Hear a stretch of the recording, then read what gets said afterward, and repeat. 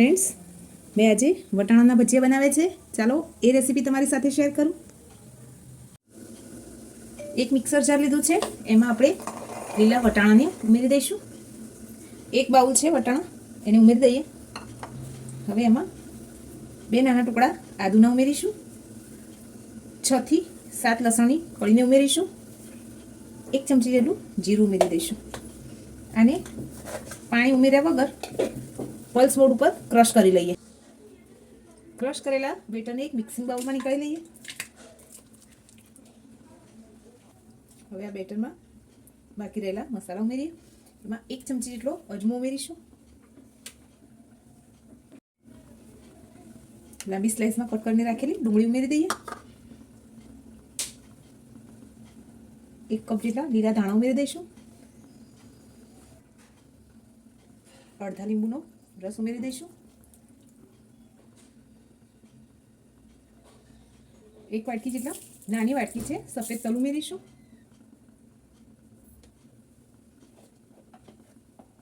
1 નાની ચમચી જેટલી હળદર ઉમેરીશું.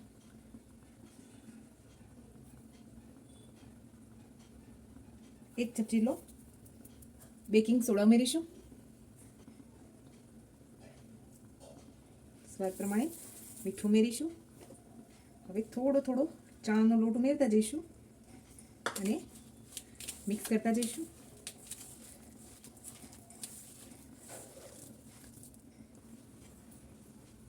આનું આપણું થીક બેટર રાખવાનું છે. થોડું પાણી છંકોરી અને ખાલી મિક્સ કરી લઈએ. હવે આને સાઈડ પર રાખી લઈએ. તેલ આપણું સરસ ગરમ થઈ ગયું છે. હવે ભજીયાને આપણે તેલમાં ઉમેરી દઈએ.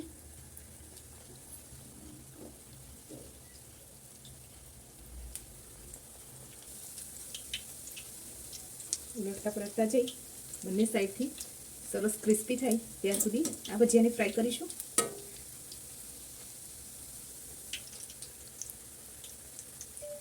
બંને સાઈડથી સરસ ગોલ્ડન બ્રાઉન કલરના થઈ ગયા છે. હવે એને સર્વિંગ પ્લેટમાં નીકાળી લઈએ.